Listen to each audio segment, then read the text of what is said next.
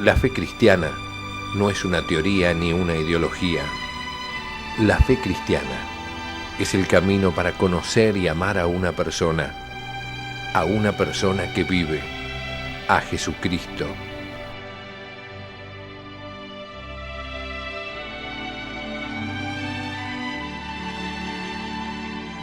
La fe cristiana, un curso del Instituto de Formación Teológica por Internet que quiere ayudarte a crecer en el amor a Jesús, nuestro Señor.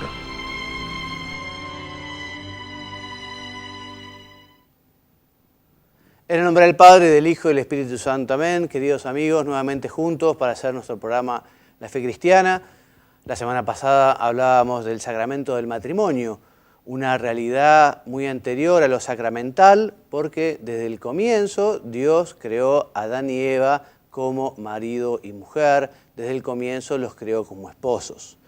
Por eso el matrimonio tiene las mismas características que el matrimonio sacramental, pero Jesucristo, cuando vino, le quiso dar una especial firmeza, le quiso dar también una especial gracia a los contrayentes, ¿no? Porque recordemos que Jesús les dice, en un principio no fue así, cuando le hablaban del tema de dejar a la mujer, de formar un nuevo matrimonio. ¿Y qué pasó? Lo que pasó fue que después de la creación vino el pecado original, y junto con el pecado original un gran desorden en muchos ámbitos de la vida de los hombres, de la tierra, del cosmos en general, ¿no? Y Jesucristo, que viene a restaurar muchas cosas, también viene a restaurar el matrimonio, ¿eh? Por eso el matrimonio siempre fue uno con una y para siempre, pero Dios permitió, por decirlo de alguna manera, o toleró, por decirlo de otra manera, quizá una cierta laxitud en el Antiguo Testamento. Pero como veremos ahora, porque justamente dejamos en el tema de las propiedades esenciales del matrimonio, esta es su unidad y su indisolubilidad. Y justamente Jesús nos dice, ¿no? Lo que Dios ha unido no lo separa el hombre. Estas características del matrimonio o propiedades esenciales están intrínsecamente vinculadas a los fines, esto es, al amor entre los cónyuges, a la procreación y a la educación de los hijos. Entonces, esta íntima unión, esta comunidad de vida y amor que forman marido y mujer, exigen una plena fidelidad conyugal y urgen una indisoluble unidad. ¿Qué enseña el Catecismo en su número 1645? Nos dice que la unidad del matrimonio aparece ampliamente confirmada por la igual dignidad personal que hay que reconocer a la mujer y al varón en el mutuo y pleno amor. Por eso, la poligamia es contraria a esta igual dignidad de uno y otro, y el amor conyugal, que es único y exclusivo. También nos enseña el Catecismo de la Iglesia Católica que en su predicación Jesús enseñó sin ambigüedad el sentido original de la unión del hombre y la mujer, tal como el Creador la quiso desde el comienzo, lo decíamos hace un momento. La autorización dada por Moisés de repudiar a su mujer era una concesión a la dureza de su corazón, tal como lo dijo Jesús, porque la unión matrimonial del hombre y la mujer es indisoluble. Dios mismo la estableció y nos recuerda al Señor, lo que Dios unió, que no lo separe el hombre. Entonces, el matrimonio tiene sus leyes y tiene sus normas desde el comienzo. Su creador es Dios. Por eso podemos decir, lo que se trata, la ley humana, ya lo veremos después, lo que tiene que buscar es la naturaleza intrínseca del matrimonio, qué es lo que es en sí mismo, para legislarlo y así apoyarlo y así ayudar, digamos, al cumplimiento de esta institución divina. Entonces, Dios lo creó al inicio, pero después viene Jesucristo a reforzar esta institución que ya existe desde el inicio, ¿no? Entonces, en virtud del sacramento, que es lo que Jesucristo vino a hacer con el matrimonio, virtud del sacramento por el que los esposos cristianos manifiestan y participan del misterio de la unidad y del fecundo amor entre Cristo y la Iglesia, la indisolubilidad adquiere un sentido nuevo y más profundo, acrecentando la solidez original del vínculo conyugal, de modo que el matrimonio rato, esto es, el celebrado entre bautizados y consumado, no puede ser disuelto por ningún poder humano ni por ninguna causa fuera de la muerte, nos enseña el catecismo. También nos dice que el divorcio es una ofensa al matrimonio, porque de alguna manera rompe ese vínculo que fue aceptado libremente por los esposos, de vivir juntos hasta que la muerte los separe, en la salud y en la enfermedad, en la prosperidad y en la pobreza, ¿no? Entonces el divorcio atenta contra la alianza de salvación, la cual el matrimonio sacramental es un signo. Pero en el divorcio puede ser que haya una persona que no haya tenido absolutamente nada que ver, o sea, un cónyuge que sea completamente inocente del divorcio dictado en conformidad de la ley civil, ¿no? Entonces, no contradice el precepto moral, si esa persona, por decirlo de alguna manera, padece el divorcio, ¿no? Por eso existe una gran diferencia entre el cónyuge que se ha esforzado con sinceridad por vivir esta comunidad de vida y amor y hacer feliz a otro cónyuge, y que es abandonado por el otro, con una falta grave realmente, porque destruye el matrimonio.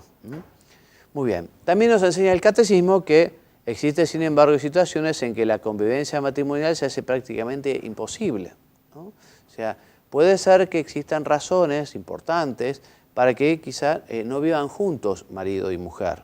La separación, podríamos decirlo, de hecho, que tendrán que pedir también autorización al obispo. Y esta separación se permite, sobre todo si hay causas graves. Pero continúa ese vínculo matrimonial, por lo tanto, marido y mujer continúan siendo uno para el otro, y este vínculo, que es indisoluble, no se rompe. Más aún, en esta etapa de separación, los cónyuges procurarán encontrar la manera de solucionar aquellos problemas que llevaron a esa separación. Entonces repetimos, el vínculo no se rompe, por lo tanto no son libres de contraer una nueva unión. Bien, si tras la separación el divorcio civil representa la única manera posible de asegurar ciertos derechos legítimos, el cuidado de los hijos o la defensa del patrimonio, puede ser tolerado sin constituir una falta moral. A veces en esa separación, en la cual ellos son conscientes que tienen que seguir respetando ese vínculo que es para siempre, a veces se necesita el divorcio, por ejemplo, por el tema patrimonial, el tema de la división de los bienes, o que los bienes en adelante no sean gananciales, en fin, ¿no? Igual sabemos que no existe una relación importante, digamos, entre el matrimonio civil y el matrimonio canónico, ¿no? En países como la Argentina, por ejemplo, el matrimonio canónico no tiene absolutamente ninguna relevancia civil, ninguna. En España, en Italia, por ejemplo, el matrimonio canónico tiene efectos civiles, ¿no? Y evidentemente cuando se trata del divorcio, no se trata de un divorcio religioso o un divorcio canónico, sino justamente del divorcio civil. Bien, entonces si tras el divorcio se contrae una nueva unión, aunque reconocida por la ley civil, el cónyuge casado de nuevo se halla entonces en situación de adulterio público y permanente, enseña la Iglesia desde siempre. Los divorciados casados de nuevo siguen perteneciendo a la Iglesia, pero no pueden ser admitidos a la Eucaristía porque su estado y condición de vida contradicen objetivamente esta unión de amor indisoluble entre Cristo y la Iglesia, significada y actualizada en la Eucaristía.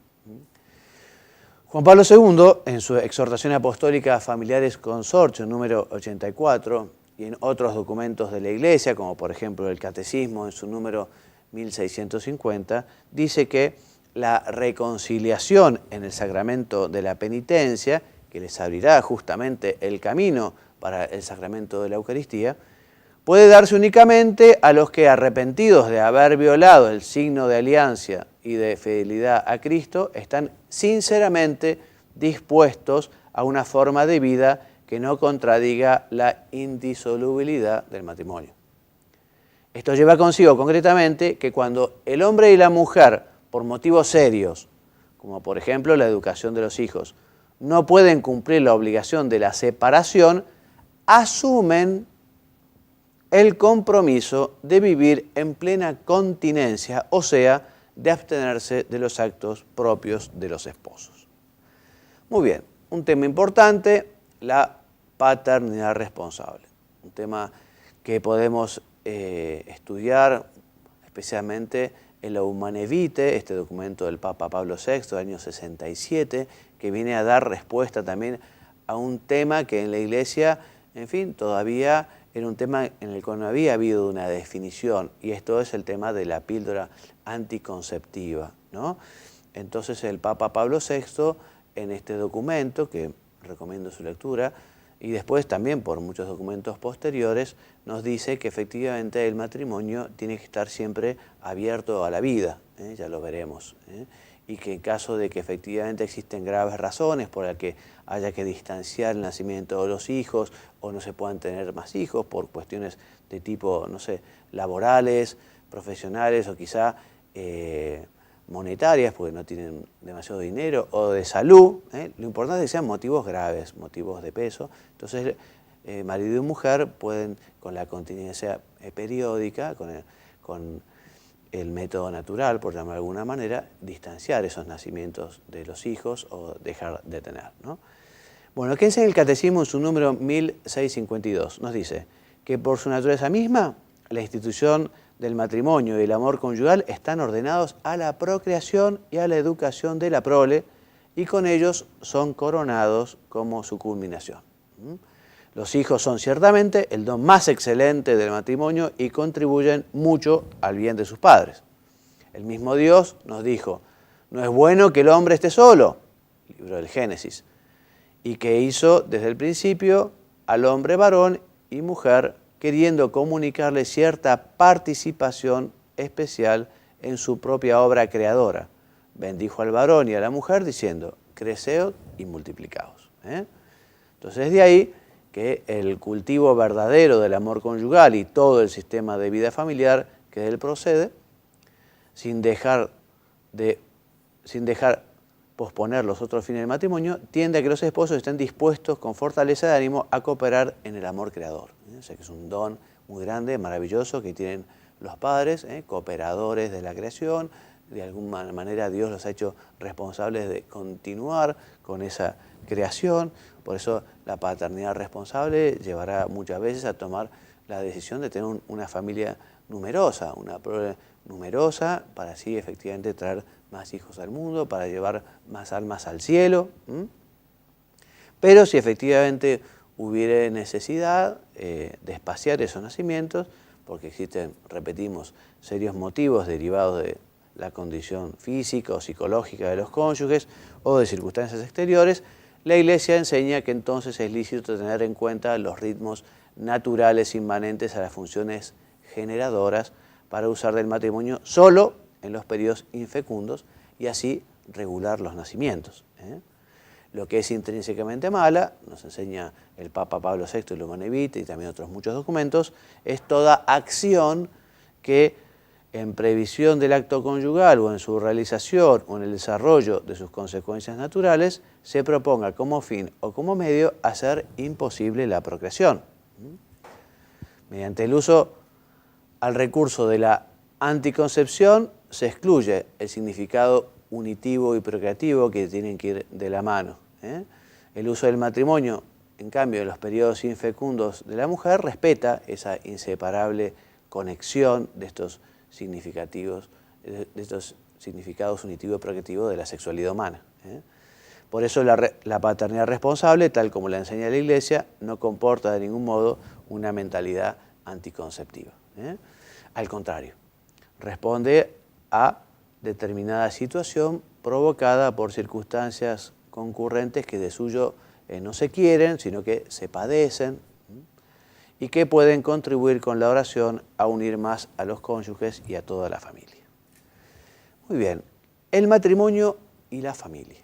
O sea que según el designio de Dios, el matrimonio es el fundamento de la comunidad más amplia, que es la familia, ¿no? Esta institución matrimonial da la apertura de la familia, la célula básica de la sociedad, que debe ser cuidada, que debe ser respetada, que debe ser fomentada, porque efectivamente de la familia es donde vienen los hijos y así es como se va constituyendo la sociedad, ¿no? Entonces el creador del mundo estableció la sociedad conyugal como origen y fundamento de la sociedad humana. Por eso es la primera célula básica, vital de la sociedad. Por eso por parte de los gobiernos, por parte de las leyes, debe haber justamente un apoyo verdadero a esta institución para que sea sana. Cuando en una sociedad la familia es sana, entonces la sociedad es sana. Ahora uno se sorprende porque hay tanta violencia, por ejemplo, ¿no? Robos, matanzas, cosas además también tremendamente fuertes, ¿no? Bueno, si nos ponemos quizá a analizar un poco la génesis del delincuente, vamos a encontrar posiblemente muchas familias que han sufrido rupturas, muchos hijos que han sido abandonados, muchos hijos que no han recibido en su casa justamente ese cariño, esa formación, ese acompañamiento, porque la familia es la que de alguna manera pone al ciudadano, pone a los hombres en contacto después con los demás, y si efectivamente en ese ámbito que es la familia se ha procurado que vaya creciendo, en un lugar donde se dice la verdad, en un lugar donde se vive con responsabilidad, en un lugar donde la libertad también permite servir a los demás, en un lugar donde el espíritu de servicio y la colaboración se caracterizan, evidentemente el fruto de esa familia será un hombre sincero, noble, bueno, colaborador, que realmente ayudará después el día de mañana, según sus posibilidades, a buscar el bien común general. En cambio, si efectivamente el niño lo ha criado la calle, y una calle que además no da muchos valores y que efectivamente con otros muchos problemas, la problemática es difícil, ¿no? Pero evidentemente una familia sana lleva a tener una sociedad sana. Una sociedad que está enferma, si lo analizamos, es porque tiene una familia que está enferma. Entonces las leyes que no reconocen las propiedades esenciales del matrimonio o le equiparan otras formas de unión no patrimoniales, uniones de hecho o uniones entre personas del mismo sexo, son injustas y lesionan gravemente el fundamento de la propia sociedad que el Estado está obligado a proteger y fomentar. Entonces, en la Iglesia, además, la familia se llama y es iglesia doméstica, porque la específica comunión de sus miembros está llamada a ser revelación y actuación específica de la comunión eclesial. Los padres han de ser para sus hijos los primeros predicadores, los padres son quienes les llevan la fe, quienes llevan los valores, las virtudes, quienes enseñan a elegir el bien, quienes enseñan a rechazar el mal, quienes enseñan a dejar de lado la mentira y les enseñan a ser sinceros. En fin, es en la familia donde se reciben justamente, donde se deben recibir esas lecciones de humanidad y también de espiritualidad, porque efectivamente en la familia es donde se recibe la fe habitualmente. Aquí es donde se ejercita de manera privilegiada el sacerdocio bautismal del padre de familia, de la madre, de los hijos, de todos los miembros de la familia, en la recepción de los sacramentos, en la oración y la acción de gracias, con el testimonio de una vida santa, con la renuncia y el amor que se traduce en obras. Efectivamente, la iglesia tiene que ser iglesia doméstica. Los hijos para los padres son esos talentos que Dios les ha dado, que el día de mañana les preguntará a Dios, bueno, ¿qué hiciste con estos talentos que yo te di? Entre ellos, tus hijos. Has hecho de ellos personas que realmente tienen la posibilidad de vivir, porque lo han visto en su padre, lo han visto en su madre, han tomado esos buenos ejemplos, de vivir una vida buena, de vivir una vida noble, de vivir una vida virtuosa, de vivir una vida santa, ¿no? El día de mañana Dios le preguntará a los padres, ¿no?, qué han hecho con sus hijos, qué han hecho con esos talentos. Después ya los hijos, con su libertad, tratarán de hacer las cosas también lo mejor posible. Pero los padres tienen que haber formado también esa libertad para que se utilice con responsabilidad. Bueno, entonces el hogar es así la primera escuela de vida cristiana y escuela del más rico humanismo.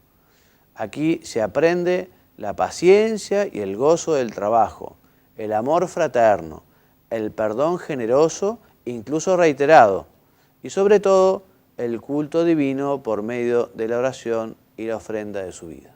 O sea que realmente estas palabras son preciosas del catecismo.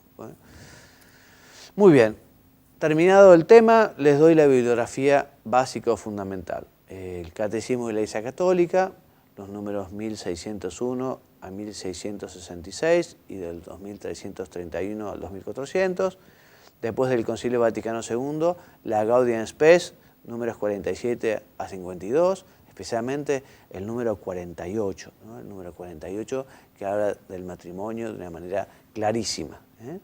Y también de Juan Pablo II, la Exhortación Apostólica Familiaris Consortio, bellísimo trabajo que nos regaló el Papa y que sobre todo aquellos, por ejemplo, que van a contraer matrimonio, aquellos que se están preparando en su noviazgo próximo, qué bueno leer estos documentos. También lo Humanae Vitae, hablábamos, leer estos documentos, llevarlos en relación, porque tienen mucho para enseñar. Otras lecturas recomendadas de San José María, Conversaciones con Monseñor Escrivá de Balaguer, número 87 al 112, la Homilía del Matrimonio y Vocación Cristiana, de Mirás y Bañares, Matrimonio y Familia, de la editorial Rialp, de Ibáñez Langlois, Sexualidad, Amor, Santa Pureza, ediciones de la Universidad Católica de Santiago de Chile. Muy bien, entonces hasta aquí nuestro programa. Gracias por habernos acompañado.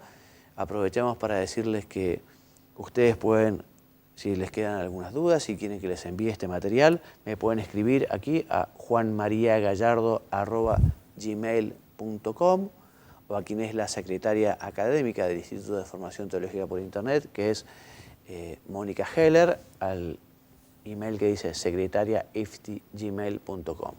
Todo este material, las presentaciones en PowerPoint y próximamente también estos programas serán subidos a los siguientes sitios: institutodeteología.org, también están en oracionesydevociones.info, que son dos sitios que administro yo, y en la plataforma educativa Moodle que tiene encuentra.com. Allí también tenemos las aulas virtuales y este curso de la fe cristiana tiene su propia aula virtual y allí subiremos próximamente estos contenidos para que ustedes los puedan aprovechar. Bueno, gracias por habernos acompañado. Nos queda solo un programa para terminar con los sacramentos antes de entrar en lo que llamamos la teología moral.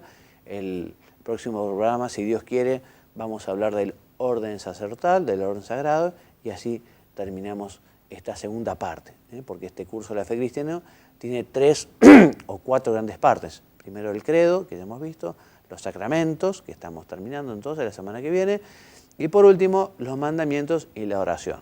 Este curso tiene la misma estructura que el catecismo del Papa Juan Pablo II, que es la misma estructura que también tuvo el catecismo de Trento, o catecismo para párrocos, o catecismo mayor, que es el mismo catecismo que fue el primero y que el concilio y el segundo fue el del Papa Juan Pablo II. Tanto el del Papa Juan Pablo II como el compendio del Papa Benedicto XVI tiene esta estructura: el credo, los sacramentos, los mandamientos y la oración.